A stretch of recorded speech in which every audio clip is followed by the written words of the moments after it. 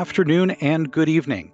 From the YALI Network office in Washington, D.C., thank you for joining us for this second session of a three-part series of business-focused webinars for entrepreneurs. These sessions are presented by the Office of the U.S. Speaker Program in partnership with the U.S. Embassy in Burundi.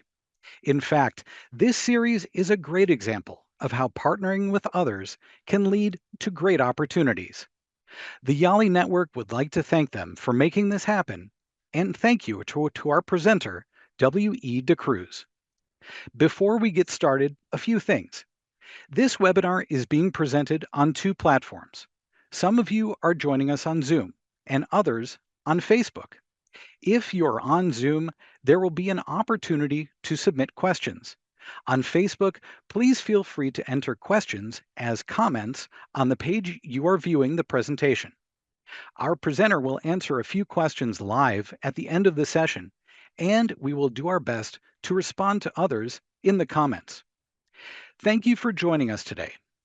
With that, here is our presenter, Ms. Cruz, who is widely recognized as the digital diplomat.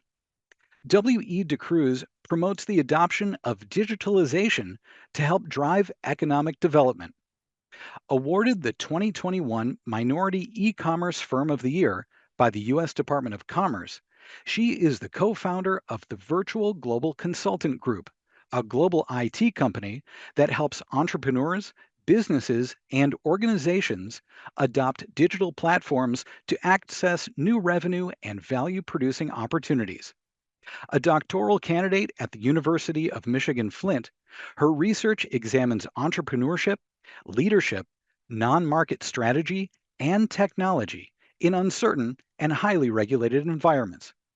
She is an award-winning entrepreneur, global advisor, and educator with more than a decade of experience across technology, food manufacturing, and international development.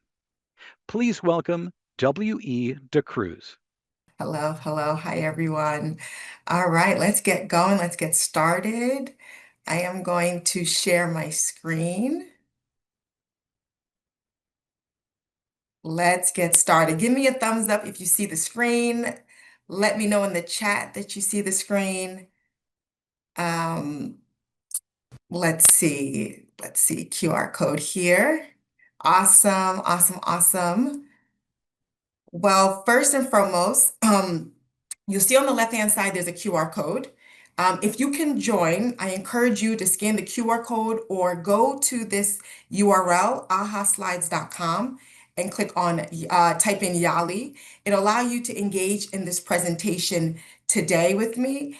I would love to hear your voice. So go ahead and scan the QR code or use the URL to join us at ahaslides.com. Okay? And if you can't, it's okay. We will still be active in the chat. So if you're unable to answer through that link, I want to hear your voice in the chat.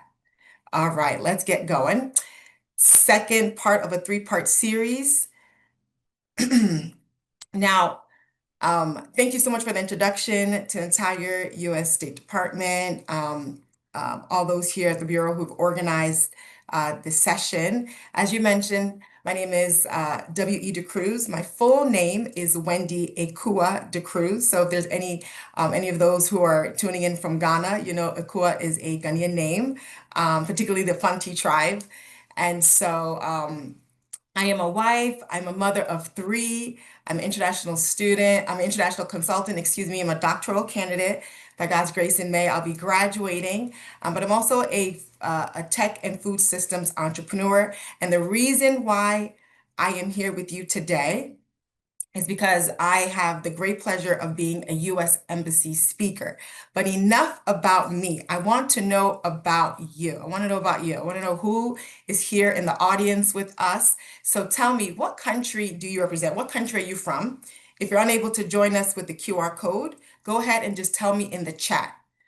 Tell me in the chat. Okay, Burkina Faso, you're right close to us. Yes, yes, yes. Nigeria. My grandma's from Nigeria as well. Kenya, England. All right. Let's see, Madagascar. We are representing the entire continent. Let's go. Where else are you from? If you can't tell me in the chat, let me know. I think I can see the chat. Can I see the chat? Are they have chat capabilities? I'm not sure. Uganda, okay. Awesome. Okay, okay. South Africa, Congo, Zambia. I love it. Let me know where you're from. Represent your country, okay? Kenya, Zambia. I love it. Capo Verde. Okay, so my last name is Doc Cruz. It's because my husband's family is from Cape Verde. So I speak a little, well, let me not say that. I speak one or two words of Portuguese. Okay, so Cape Verde is also, I represent Cape Verde as well. Wonderful. I see Finland. I love that. I love that. All right, well, I want to know a little bit more. I want to know a little bit more about who you are and who we're talking with. So tell me, what field do you work in? Are you in food and I'm in food and beverage. I'm also in technology. What field do you work in? If you're just joining us, go ahead and scan the QR code or type in the URL so that you can engage with us and let us know where you're in education, electoral assistance, okay, medical field, technology, marketing, business development, okay. We have a well range of disciplines here: economic politics, business, oil and gas, food security. I love it. All right. Technology, digital sector, media, so many disciplines, agriculture, sales, mental health. We have experts here on the call. I'm so excited to engage with you today. Now, tell me, within these disciplines, what's your role? Are you CEO? Are you a lead specialist? Let me know your role. Let me know your role. Let me know your role. Founder, love it. Entrepreneurs, yes and yes. Let's see. Project management council. Okay, students. All right, let me know your role. And I know roles have changed over the years, but software engineer, okay. Decision maker. Yes, you are a decision maker. You better be a decision maker. Sign language teacher, digital rights trainer, general manager. Love it. All right. Researcher, okay. Maybe you can help me with my research. I got to pass this dissertation. Yes and yes. All right, wonderful. Let's keep going. Let's keep going. And then tell me, do you operate a business? I want to know, do we have some entrepreneurs? You may have a full-time or a part-time job, but do you also run business? Maybe the family business, maybe a side hustle. Yes, yes, no. Maybe you're thinking about it. Yes, maybe you have a hobby that just with a few tweaks in your system can turn into a real business. Yes, yes, no. Okay, yes, digital marketing agency. My family run a business. Yes. I know most of us Africans, we always have a family business of some sort or a shop in front of the house back home. So yes, yes, yes, yes. Run an ed tech business. Okay. We are really well versed here. Now listen.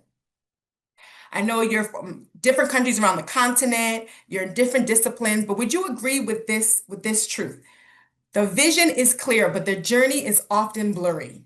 I know many of you are founders, you're working in different disciplines, but would you agree that the vision that you have for your life is clear for the most part, but the journey is blurry? Do you agree or disagree? There's no right or wrong answer. It's whatever is real to you. Yes and yes, maybe. Moving towards, yes. All right, because we all want 2020 vision, okay? But this journey and that's why mentorship and entrepreneurial resilience is so key. And we're gonna dig a little deeper into that today. Yes, and yes. So I have learned in my journey that the vision has always been clear. You want to be successful, you want to have positive impact, but the journey has been so blurry. And for me, it's been a journey of unemployed to employer. And what I have learned on this journey, my friends, is that humility often always precedes honor. You see, at the age of 24, I was on the road to fulfilling my dreams after receiving not one full tuition scholarship to university, but two full tuition scholarships to university. At the age of 24, I had 3 degrees, one undergraduate, two masters. And despite all the advice I had received from my mentors and my advisors, all the prayers, everything, I found myself, like most people today, unemployed. Despite the academic accolades, I found myself unemployed. And it took me about 50 rejection letters for me to realize, you know what? If they won't hire me, I will hire myself. And that, my friends, that declaration, I didn't know it then, became the catalytic moment that has created the life that I'm living today. And let's get into how that has come to be. You see, what I learned in that season, my friends, is that we must learn to lose the title and win the test. The heaviness, the depression, the sadness, the things that I was experiencing in that season was because not of the circumstance I was going through per se, but what I was telling myself about my circumstance, that I was unemployed, that I'm not good enough for a job. I didn't have a title to, pump around like my friends and my other colleagues. And so I learned in that season to lose the title and focus on what's in front of you. Just win the daily tests in front of you. And once I learned that, it helped me to open and expand my mind, my consciousness. And I quickly launched a tech company with my co-founder, who you see in this picture, Dr. Naomi Jordan Cook, where we began to build e-commerce websites, mobile applications to help organizations learn to scale and to sell their products and services around the world. And that in that season, even though I was unemployed, even though I was broke, and I began to build this business, my mentor in that season shared with me, he said, consciousness is the first form of currency. That was Dr. E. Bernard Jordan, my business partner's father. He said, consciousness is the first form of currency. He said, I know you may not have money in your pocket today, but if you have a wealth consciousness, the money will flow. The money will flow. And so I had a shift in consciousness. And this is the shift that I want you to experience by the end of this conversation. I had a shift from consumer to producer. I learned in that season that wealth is like oxygen. It's all around us. The difference between those who are wealthy and those who are not is systems, systems. And we'll talk more about systems as we move forward in this conversation, but systems. And so I realized, the questions that I've been asking were of a consumer mindset. How do I get this? How do I get this bag? Or how do I get this car? Or how do I get this computer? Instead, the shifted my conversation. I started asking, well, how do I produce this? How do I become the owner? How do I become the creator of this? And that consciousness was very key in understanding the power of entrepreneurial resilience and how to really leverage mentorship. And so with that shift, my business partner and I started building companies, and we really helped organizations go from brick and mortar to click and order. This was at the height of the internet and technology. And so we started raising money online for companies. There was a particular shea butter company in Ghana that we worked with. She had a really big social media following, a very big presence on social media. But when I looked at her website, I could tell that she wasn't using the digital tools to really build a system that allowed for a repeatable business. And so I did what we did, and we reworked the packaging and the branding. I connected with DHL.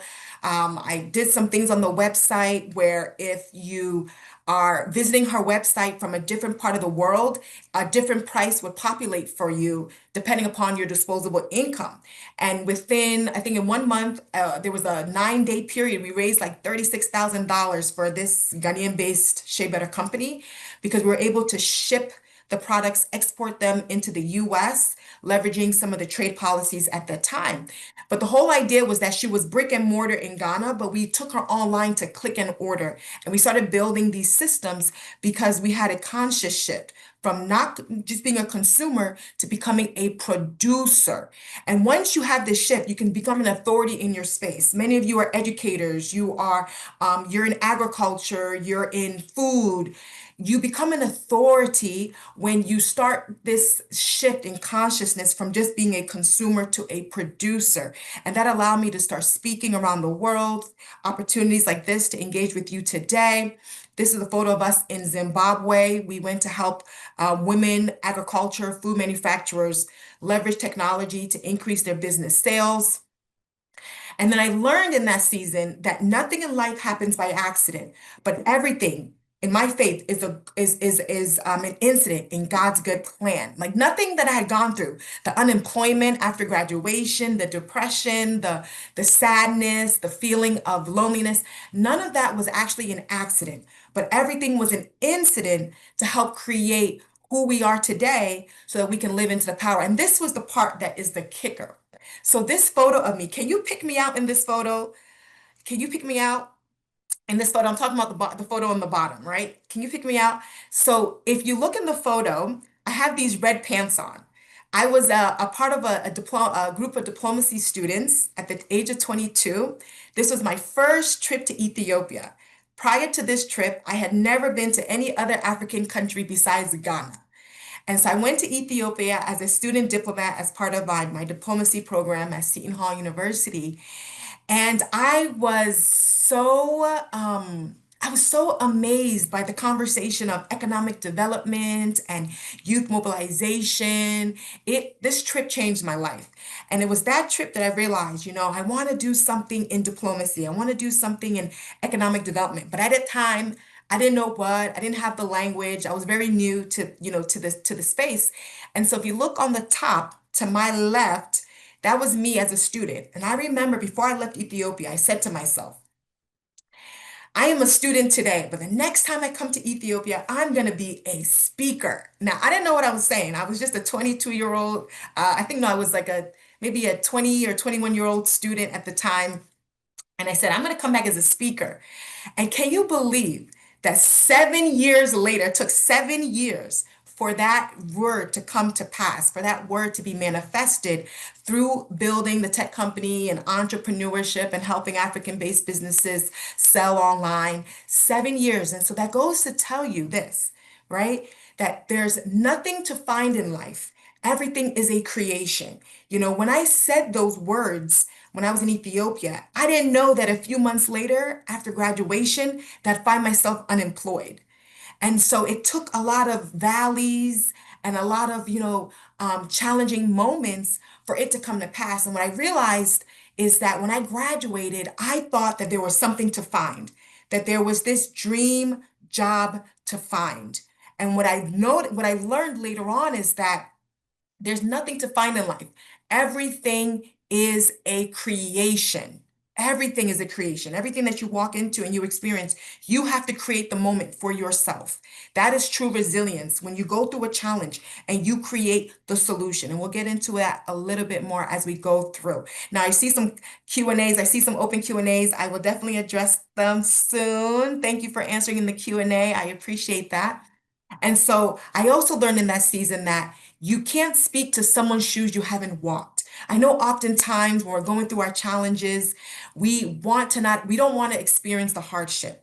But if you can believe that nothing happens to you but through you so that you can be of service to those you're called to serve, then you'll be able to stand the test of time. You'll be able to build the resilience that is necessary for you to navigate all of your life's personal or professional pursuits. So this is a picture of my family. This is my husband and my three children.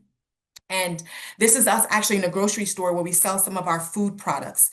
And I learned that you can't speak to someone's shoes you haven't walked. And so I can't even speak to you about entrepreneurial resilience, about mentorship, had I not gone through unemployment, had I not gone through the challenges after graduation, had I not gone through depression and sadness and confusion, I wouldn't be able to speak to you authentically today about this. But I know this to be true, that it didn't happen to me, it happened through me so that you too can get the message and get the word.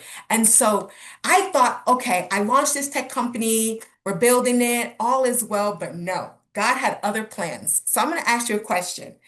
I've been married to my husband this year, going on 13 years, three children. Can you guess the number one thing that caused the most arguments in our relationship? You can respond in the Q&A. Can you guess the number one thing? Guess the number one thing. And you can actually respond in the if you're on the link, you can respond. Lack of communication. Okay, that's one. Travel. Okay. Randolph says work in the Q&A. Pauline says money. Okay. Someone says miscommunication. Another person says finances, money, time, money, time, work. Okay. Can you believe? Can you believe that it's none of those things. None of those things. The actual cause of the most arguments in our marriage, and I know you'll laugh, and it's okay to laugh, was food. Was food, was what to eat, was food. I know it doesn't make sense. It doesn't make sense. They don't tell you that in marriage counseling, but food is a silent demon. I tell you that right now, if you're not married. Okay? Food.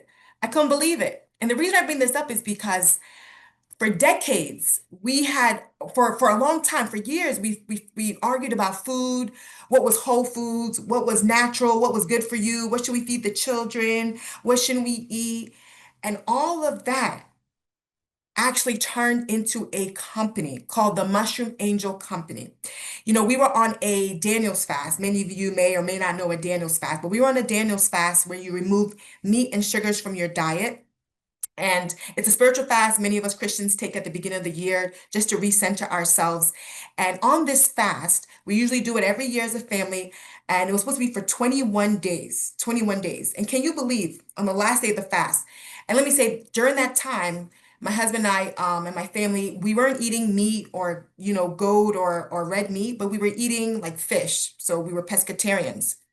So on this fast, we said that we won't eat fish. We'll only eat, vegetables and greens. And on the 21st day, I was getting ready to eat my fish. I was very excited to eat fish. And my husband says to me, I heard God say, we have to continue the fast. I said, you heard what? I said, I didn't hear that. Maybe you heard that for yourself, but I didn't hear that for me. Okay. He said, no, I heard that we cannot eat fish. We have to continue this fast. And I was so challenged because I was getting ready to head to Malawi and Uganda to do some work with entrepreneurs, help them build their businesses with my business partner. And when you're back home or any African country, you get the freshest fish, the freshest food, your stews, you're very excited. And I was so challenged. But can you believe that it was in Malawi, I wasn't eating fish, that I came across a meatball made from chickpeas in Malawi. This is why I will always love Malawi. I was eating a meatball chickpea made from chickpeas, and I was surprised to know that meatballs can be made from beans. I never knew that before. And it inspired me. So when I got back, it was 2 weeks before the pandemic happened. And so I came back to the US and I was trying to show my husband that that I can make meat from beans. And so I tried to recreate the chickpea. I didn't have any chickpeas in the house. I decided to use mushrooms. And that was the inspiration of our mushroom burger and the inspiration of this company, the Mushroom Angel Company. And so, like I said, nothing happens to you, but it happens through you. And so we are on a mission to fight. We're on a mission to help people fight whole foods versus processed foods. So nowadays in agriculture and food, it's difficult to make a distinction between what is processed and what is whole foods, what is healthy, what is not. And so we're on a mission to produce mushroom-based products that allow you to have whole foods in your diet. So we have mushroom burgers and mushroom ground. And I bring this to share with you is that in doing this and in building this company, we have been experiencing lots of constraints. And I'm going to share those constraints with you today and how I am navigating those constraints with certain principles that, if you practice daily, will create a purpose-driven life. So we are committed to producing functional mushroom first foods. Right now, we have a mushroom burger and mushroom ground to hopefully help you to live a whole life. We believe in whole foods, whole families, and whole lives. And so right now we have a dedicated facility in Eastern Market, Detroit. It's about 1,800 square feet. And we, in the last 4 years, we've sold in about 100 locations across 6 states. Right now we're in about 80 or so locations, 70 to 80 locations right now. And so we are building food systems connected to mushrooms and mushroom first. And what I realized in the season, right, from technology to food system is that you create your world by your word, right? We have to be very mindful what we say about ourselves and what we say is possible or not possible. And that brings me to mentorship. I have learned in this journey of entrepreneurship that mentorship is a system. It is not a savior. And I will explain why. It is a system and not a savior. You see, mentorship lays the foundation. But if you want to experience entrepreneurial resilience and success, It is determined by the systems you build on top of mentorship, right? The systems you build on top of mentorship. Probably asking W.E. De Cruz, what do you mean? What do you mean by that? Well, what I've learned on this journey, whether you're an entrepreneur or not, that everyone meets a ceiling to their system. Everyone meets a ceiling. My mentor once told me that you generate wealth, prosperity, freedom, joy, happiness according to the level of system you're willing to build for yourself. And so we all hit a ceiling of these systems, and that's what creates constraints. That's what creates challenges. Have you hit ceilings in your personal or professional journey? It could be anything, whether you're an entrepreneur, you're a business person, maybe in your professional, whatever. Have you experienced ceilings where you feel like you should be so much further, so much higher than where you are today? Yes or no? I'll be very surprised if someone says no, because I want to understand what you're doing. All right. Yes, yes, yes. Ceilings. We hit ceilings. And you probably ask yourself, why am I hitting this ceiling? Why am I going through this challenge, this constraint? I'm talking to my mentors, they're advising me, they're helping me, they're directing me, but I'm still hitting these ceilings. And it's because mentorship is a system. You build on top of the things that your mentors share with you and they say to you. And so, what does that look like? Well, tell me, what do these ceilings look like? What do these challenges look like for you, right? What do they look like for you? What are some of these challenges? At one point, one of my ceilings was I couldn't get a job. I couldn't find employment. That was a big challenge, a big ceiling that I could not get over for a few years. What are some of the ceilings or challenges? Opportunities, okay? You feel like maybe you lack opportunities or access to opportunities. Like, understandable, because there's many factors that impact that. Let's see. Let's see if we have in the chat. What are some of the employment? Yes. Lack of capital, sabotage, competition. Yes. Wrong market for your product. Okay. Access to finances. These are all ceilings. They happen in our personal or professional pursuits. Ceilings. Okay, let's see. Wrong market. Let's see. What else do we have? Space to grow. Very true. These are all ceilings. These are all ceilings that we all experience. No access to proper funding. I'm experiencing that myself with scaling the business. Totally understand. And there's so many. I mean, every season has its ceiling, its challenge, financial constraints. Yes, absolutely. Now, the old myth, the old myth is this. If you find the right mentor, they'll help you avoid mistakes, open doors, and save your business. This is true to an extent, but it's not in totality. And this is the shift that I want you to have, right? The conscious shift. You see, mentorship is treated often as a shortcut. Success is tied to access to the right person. Yes, it can help accelerate, it can help do a lot of things, but in totality, it's not tied to just one right person, right? The old myth is that failure is framed as not enough guidance.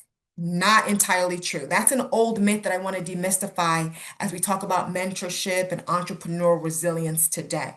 Okay. The reality is this.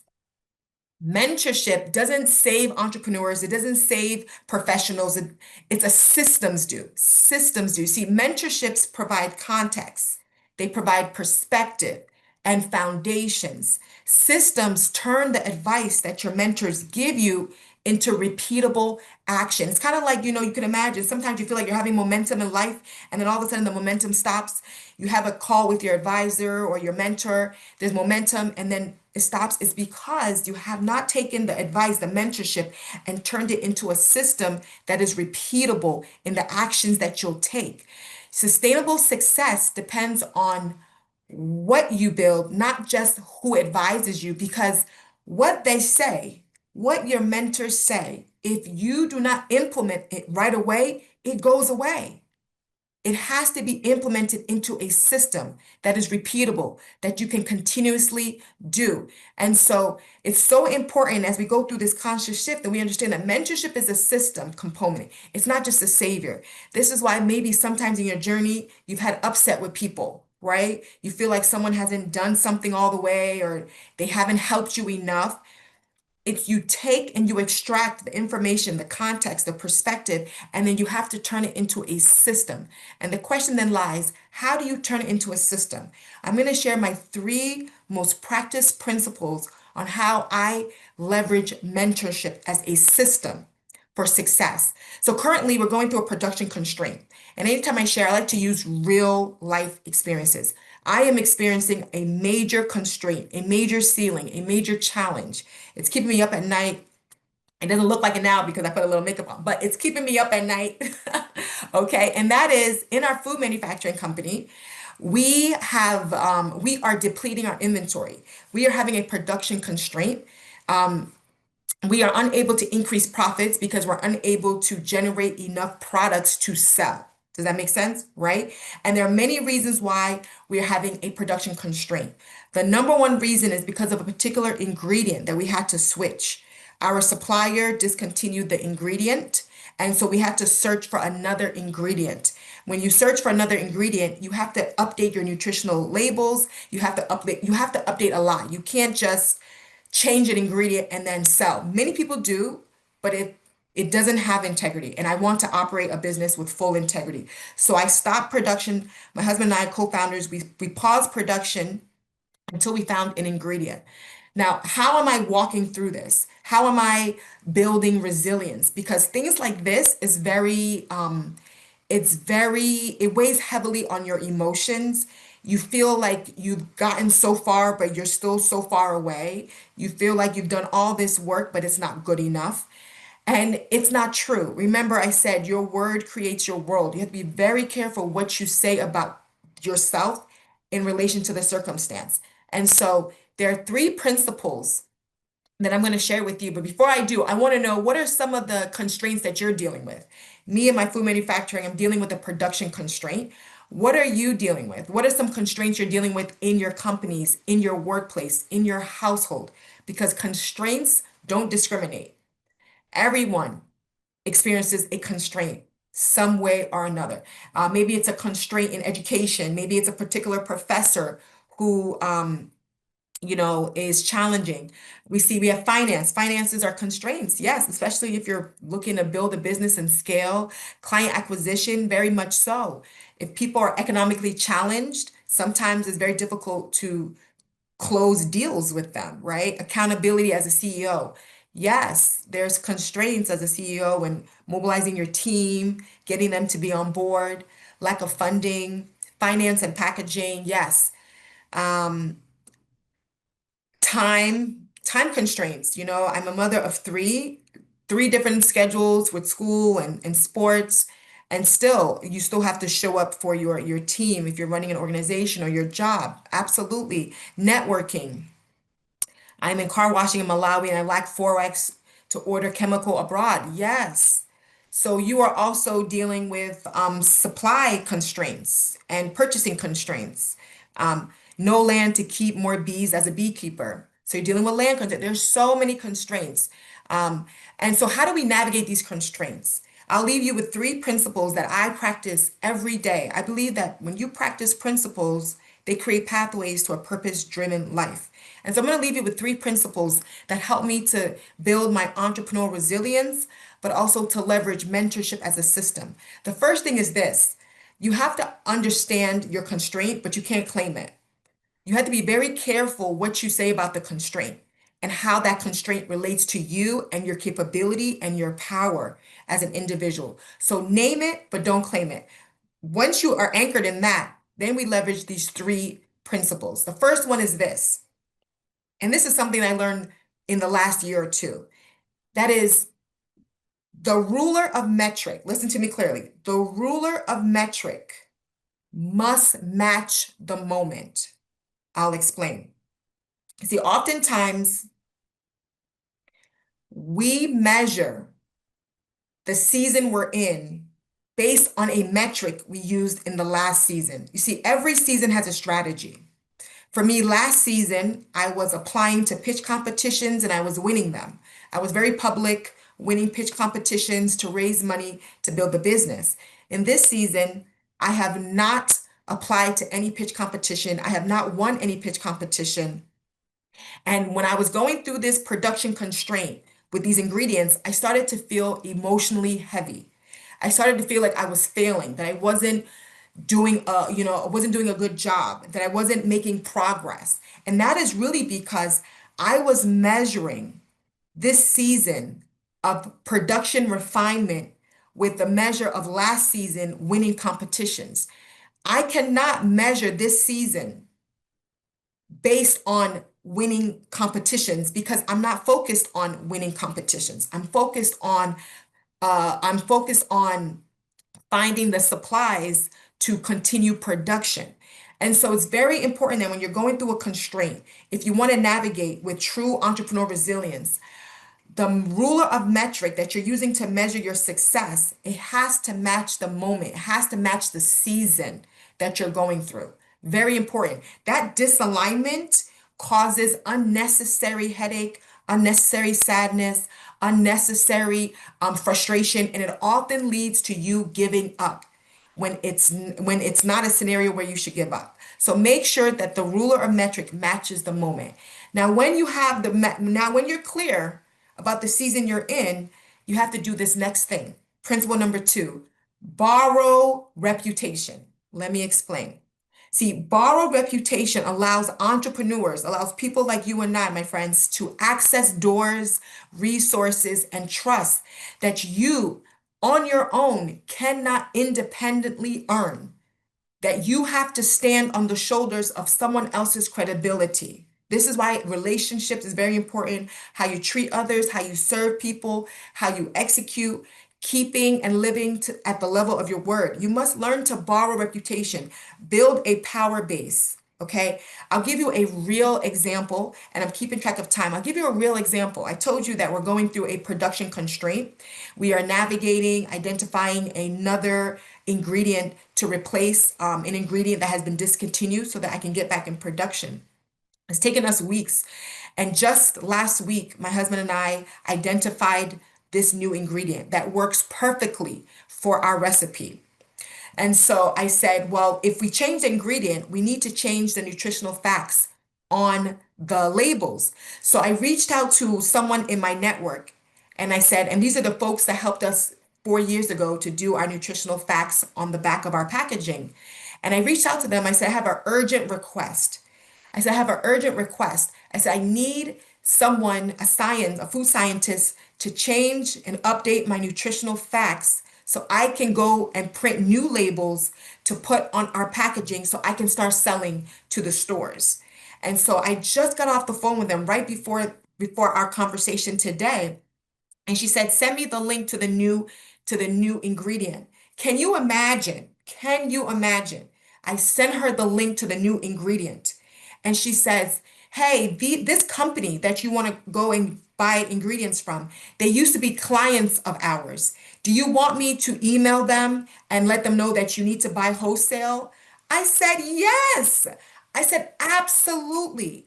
Because the only way I'm going to get to a CEO in that company or to a senior leader in that company is based on borrowed reputation.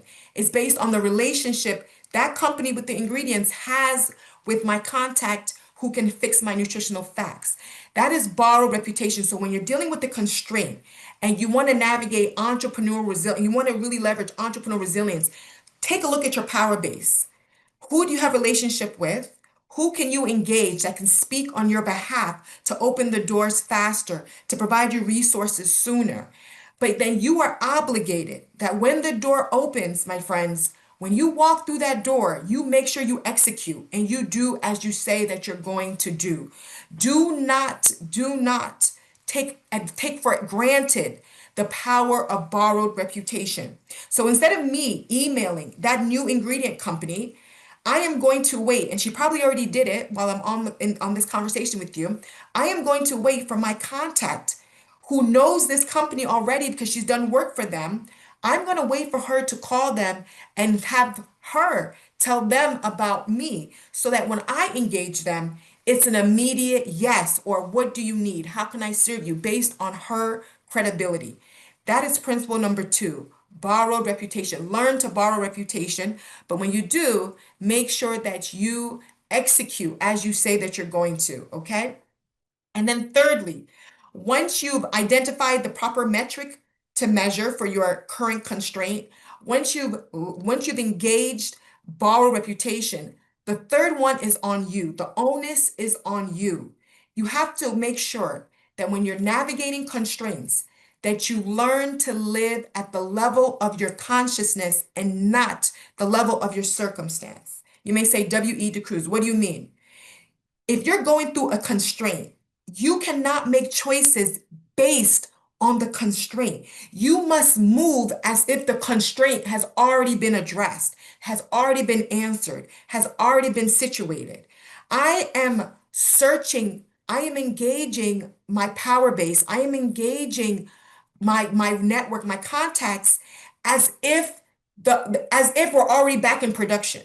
I am not walking around nimble. I am not walking around, woe is me. I believe that we are going to overcome this production constraint and that these products are going to be in hotels around the world. I believe that these products are going to bless homes, are going to bless people to eat wholesomely, to eat healthily. I believe. Now, my circumstance is saying the total opposite. It's saying that you can't even produce a product. You can't even sell a product. Your facility is very quiet right now. That is the circumstance, but that is not my consciousness. So you must learn to practice how do you have conversations based on what you believe about yourself, not what you're going through in that moment. It's very important. None of the other principles will even work, will even matter if you don't operate in the right consciousness for yourself.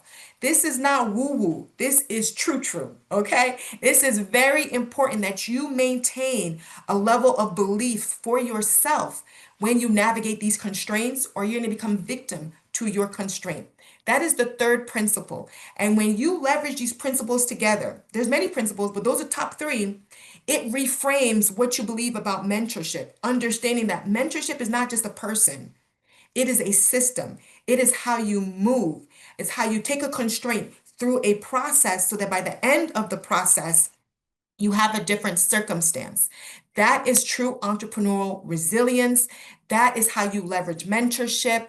That is how you engage people. And that is how you move the lead needle, even if it's little by little. That is how you move the needle.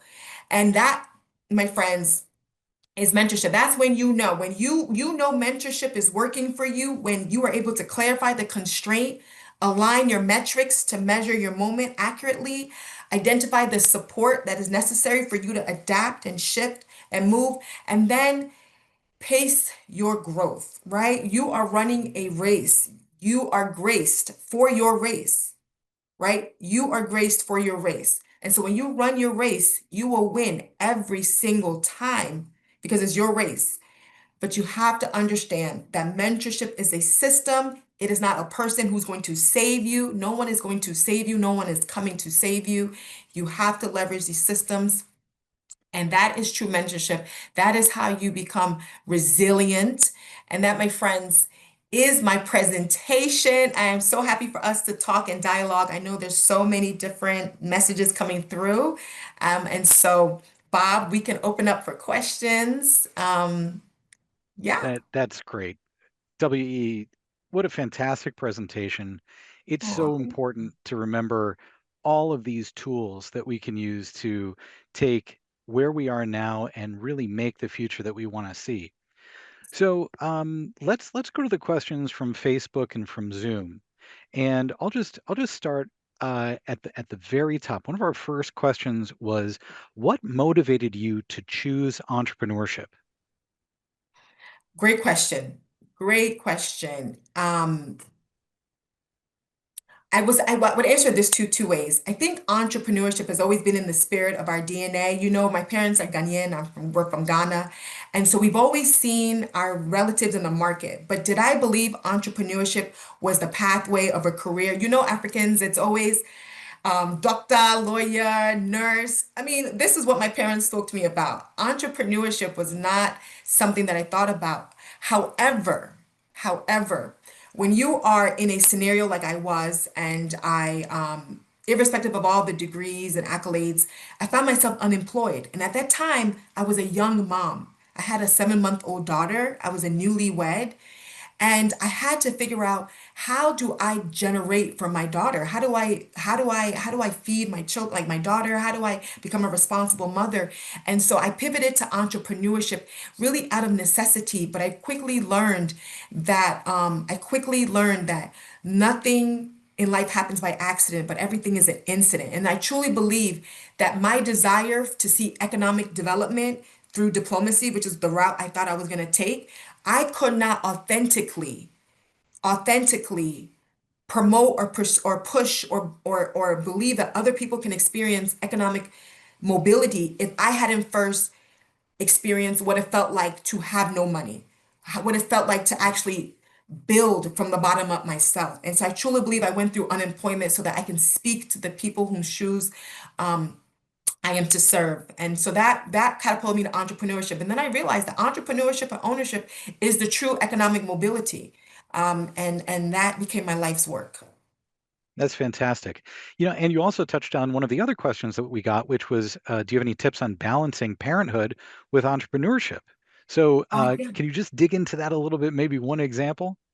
Yes. I mean, truth be told, I don't use the word balance because I think it creates unfulfilled expectations.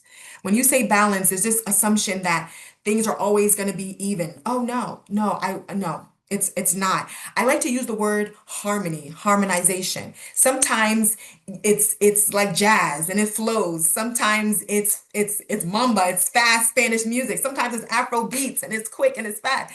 It's a harmony, but it has different beats to it. It has different beats to the harmony. And so it's taken me years to learn that the journey is the reward.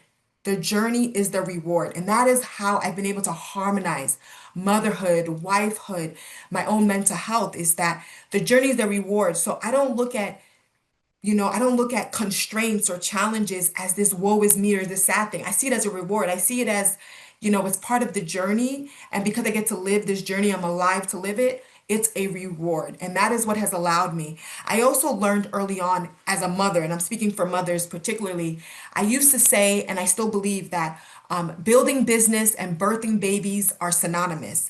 When I look at building the business and what I went through birthing my three children, I mean, labor pains, it's labor pains, labor pains and getting the children to walk and the business to walk, and it's been synonymous. And so I think the skills are transferable, and from that perspective is how I see how to, but it's a harmony, not a balance. You just dance and the beat just changes in every season. That's great. Yeah, a lot of entrepreneurship is experimentation, right? Yes, We don't know what's coming. We don't know what's around the corner. So we have to be able to improvise. We have to be able to roll with that.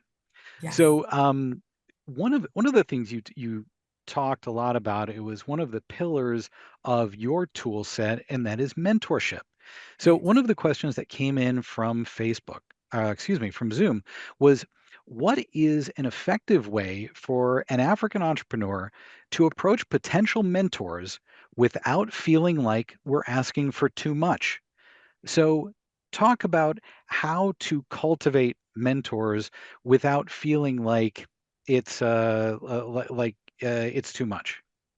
Yeah, absolutely.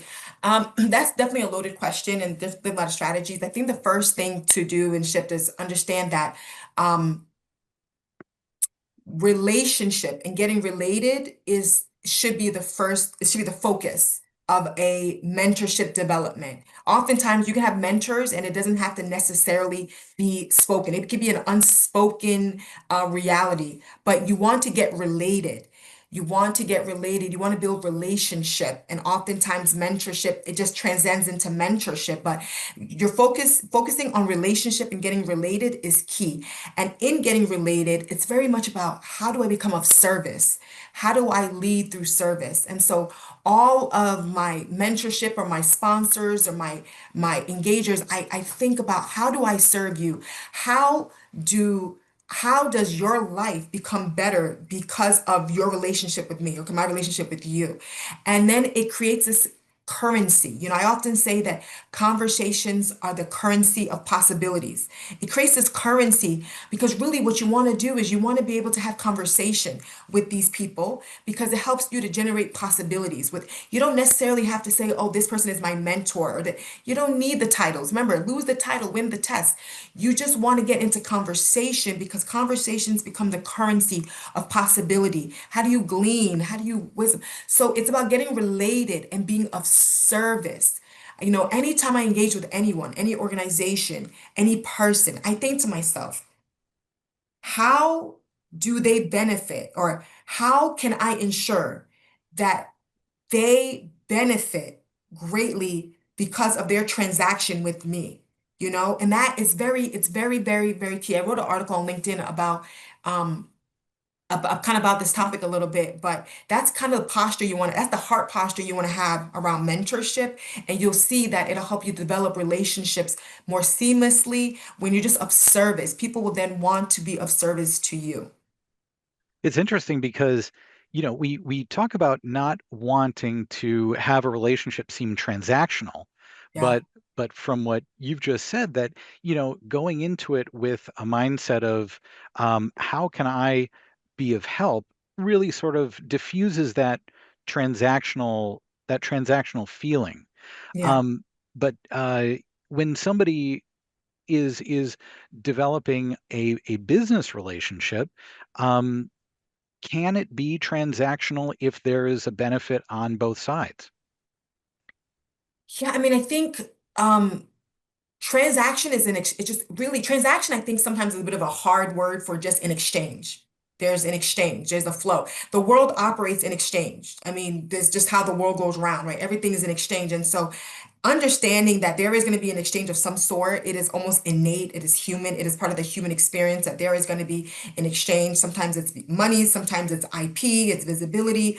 Whatever the case is, it's just important that when you're looking to engage with someone, in order for you to continue to um, in order for you to navigate that relationship with a little bit more ease and maybe more continuity, just always think about how you can be of service to them and how they can benefit, because subconsciously they're going to want to continue that relationship and building with you. If they feel like when they engage with you, maybe they feel better about themselves when they talk with you, or maybe you always give them new ideas. I don't know what that thing is, but it's always going to be an exchange of some sort, Bob, right? And so it is a transaction, but if you just go in with service and being of service, you'll find yourself in leadership, leading in any area of your life. And so don't Yeah. focus too much on the title of mentorship. I think it's, you know, yeah, And the great thing about entrepreneurship is that hopefully we really are engaged with what we're doing, and we want to talk about it, and we want to share it with other people. yes, So that makes a conversation easy. You can just talk about something that you're passionate about, which should be, what you're doing, your business, your community organization, what you get to do, what you provide. yeah, And that's always a good conversation. yeah, So let me go back to one of our questions from Zoom, and that's somebody has very big dreams for their youth project, but they feel small because they have no income. So, what mm, mindset or habits can help young leaders like them keep going when there's that limitation? absolutely. I love this. Let me tell you something. One of the, and what is there a name? I like to speak to names. Is there a I name? know, Like, unfortunately, they're not on this one. okay. I like to say your name so you can feel the words that I'm saying. Um, you know, we all at some level we feel small. Oftentimes we're going after big dreams, right? But what I would encourage you is, if you haven't already read, um, I want you to study or read the book by Malcolm Gladwell, or study David and Goliath. This is anytime someone comes to me and speaks to me about feeling small in a big industry, I think the analogy and the story of David and Goliath is very telling of what's possible. Sometimes being unassuming and unalerting and unknowing is your greatest weaponry. You see, Bob, the powerful thing about David and Goliath is that Goliath, and this is a short version, but Goliath was seen as the big, the strong, the most powerful warrior or fighter, right? He had all the glitz and the glams, all the armor, and David was the total opposite. And the challenge sometimes, and this is in entrepreneurship, this is a strategy I use in entrepreneurship a lot. Sometimes your strategy is not trying to be as big and bad as those in your industry or in your discipline.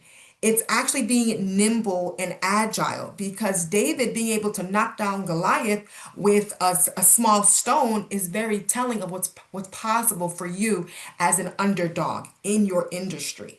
And so use what we often or people maybe consider as weakness as your greatest asset, and then compound on that. Every I always say that your macro dream is just a reflection of your compounded micro actions. They just compound over time. Every little step you take compounds over time. I mean, in my industry, there are big, big companies in my industry. And when I go to a grocery store and I see my product next to them, like, my mushroom burger next to Impossible or Beyond in the grocery store, I have to look at it. I'm like, you know what? I know you're Goliath, but I'm a David. And you know what I mean? And I'm like, and I speak that all the time to myself. And it doesn't scare me, but it's like, I gotta figure out how to use that to my advantage. And so, first, understand the consciousness around what you're saying about yourself and what's possible, and then your small steps are going to compound, and soon enough, you'll be living your macro dream. That's excellent. And that question came in from Meshach. So, Meshach. Okay, so Meshach. You hear me, Meshach, Meshach? that one was for you. That was And here's a question from Lone. Lone asks, how do you balance resilience with knowing when to pivot or let go of a failing idea? yeah, And that's a this is not a one-off question. This has come yeah, in on a couple times on Zoom and once on Facebook. yeah. But that's a loaded question. It's like I got to think about that. It's really a loaded question, because sometimes when you're going through constraints, you think like, okay, maybe this is a sign. Let me just let it go. Let me let it, let it go, let it be. Because you think like, man, if I'm going through this constraint, I'm going through this challenge, maybe this is telling me to stop or to quit. I have to be honest. The only way I can answer that question, Bob, authentically, is to say that for me, a lot of it comes down to my faith and the spiritual journey. I just truly believe that I have a particular assignment, and I operate in that assignment. And every time, though, I want to give up, every time I think, okay, I'll let it be, something happens that I think, that's too good to be true. That couldn't happen. Like even the scenario today, Bob, with the lady telling me that she knows the owners of the company that I need the ingredients from. I thought to myself, of all the barbecue, like all the barbecue sauces I'm looking for, how do you know the owners? That can't be. And that encouraged me, and it gave me just a little bit more fuel to get to the next constraint, because I already know the constraints are coming. But what I will tell you is this, and maybe it answers the question, maybe it doesn't. I think that question, it's a tough question, because there are moments in time where you have to pivot, and it evolves into something else, right? Um, but I will say this, Bob, and I think, I don't know, I forget the name of the person who asked the question, but what I learned recently when I was navigating, should I stop or should I go, was that people often say, I've heard my mentor say this. He said that after every breakdown is a breakthrough, or after every breakthrough is a breakdown, right? Like it's this thing that is in succession. But I've learned on my journey that that's not true. What I have learned is that breakdowns and breakthroughs operate as Siamese twins. They come at the same time. They come at the same time, right? Like you go through this amazing moment, and then something is right there. It's not like, oh, a year later or 2 years later or a week down the line. They happen they happen at the same time. And so you just have to know how to measure your moment, because when you measure your moment, it'll let you know if you stay or Yeah, if you go. So yeah, absolutely. yeah. And this is a big part about turning challenges into opportunities. Yeah, Right? I mean, you need to know your direction, and you also need to keep yourself open to where are these opportunities? So if I think that it's an amazing thing that connections are made in somewhat the most unlikely places, right? Where they're least expected. Yeah. Um, let's see. Let's let's talk about that journey metaphor again. So Sia asks, you know, they like the term the journey is the reward. Mhm. Um, but how do you stay refreshed during the journey, during the walk? Ah, that's another loaded question. And then, I've learned along the years. I mean, this is like over a decade in the making, right? And when I started this journey, I was in my early 20s. But it's a really good question. I I have learned, I've just learned over the years how to like break state, if that makes sense. It's a term that I say in my household, like my children know. Mommy needs a break state. Don't ask me another question. I just don't ask me another question. I don't know the answer. I don't go ask, like I got to break state. I got to break state because I am the kind of person where, I am a go, go, go, want to impact. Like, okay, what else can I do to help you? Or what else do I need to do? And it's been to my detriment many, many times in especially my health, over the years. But I've learned how to create environments that create optimal experience and performance for myself. And so I take time to serve myself. I learned a long time ago that no one is going to celebrate you more than yourself and treat you better than yourself. Um, and it's taken me years. And so because of that, I do take time to celebrate myself and to treat myself. Like no one's going to serve you better than you serve yourself. And you'll create unfulfilled expectations if you think it's your spouse or your partner or a friend or a parent. And because of that, I've just given myself more grace on my journey. Hmm. Yeah. Yeah, that's important to be able to tell yourself, okay, like, look, let's just take a step back and Yeah. let yourself off the hook. I think as entrepreneurs, we're very hard on ourselves. Very. We expect things to go one direction because we've sent it in that direction. And Yeah. then if there's a setback, then it's doubly hard because we're very self-critical. But Yeah. it's a very important point to let people know that you can be gracious with yourself. You can Mm. look at where you've come from, and even though we're not where we thought we would be, let's have a little patience with ourselves. Yeah. Yeah. So let's see. Let's go to a question from Mukhtar. Mukhtar What, asks, as an entrepreneur, how do you drive your strength to help you rise above the competitors in your sector? it's a good question. So maybe we can expand this to a an overall entrepreneurship sort of scenario rather than looking at it from specifically a product or a company-based thing. How Yeah. how as entrepreneurs do we tap into our motivation to help us stand out? Yeah. That's a good question. I'm gonna just share what comes to mind. Y'all asking me real good questions. Golly, are those the educators that are in here? Because y'all are asking me some real good questions today. Bob,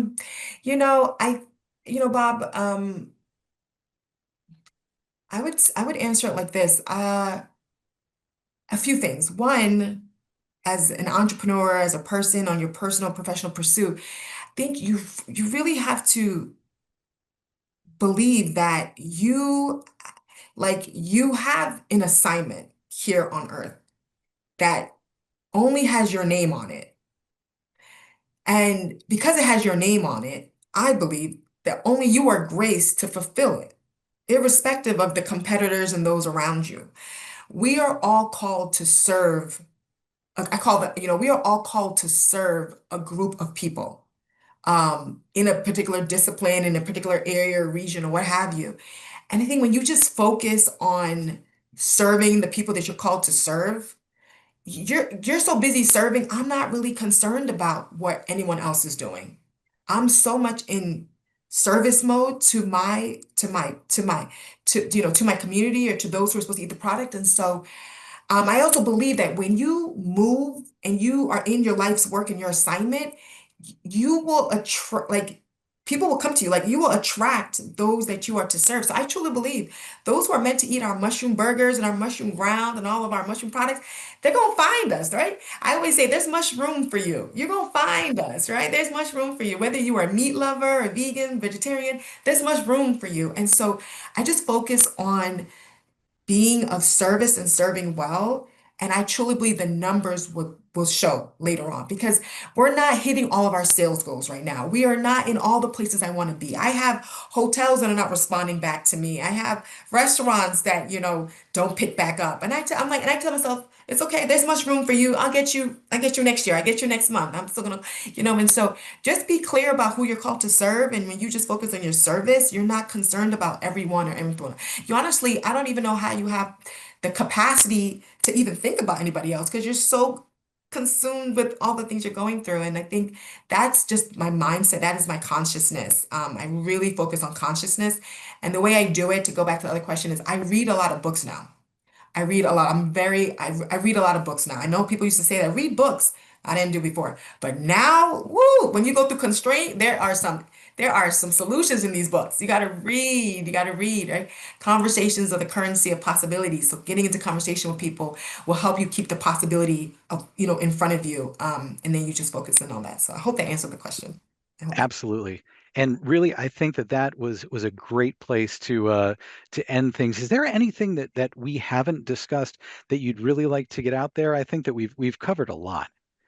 Yeah, you did. Yeah, you got great questions. The only thing I leave people with this is my life motto, my life motto. It's like if you learn anything from this talk today, it's like I want you to live with this. Repeat this to yourself when you're going through things and just tell yourself and remind yourself to live at the level of your consciousness and never, you hear me? Never at the level of your circumstance. And eventually, your circumstance, it'll catch up to your consciousness. I'm still waiting for my circumstance to catch up to my consciousness because my consciousness is like over there. But it's gonna catch up. It's gonna catch up. And so that's what I want to just encourage you with and leave. And hopefully that if you have your heart posture like that, you will live a purpose-driven life. And so, yeah, I just want to thank, if I could take the time to thank the U.S. State Department, the Bureau, everyone that made this possible, all those who joined that were participating and engaging. I so appreciate you adding me on LinkedIn. Let's connect and look forward to the next conversation. Amazing. W.E. DeCruz, we thank you so much for your participation with us, with the YALI Network. And we'd also like to thank the Office of the U.S. Speaker Program, Jamie and Jeanette, helping to make this happen, as well as our team here at the YALI Network. Thank you again, and we wish you, wherever you are viewing from, a great evening, a great afternoon, and keep going.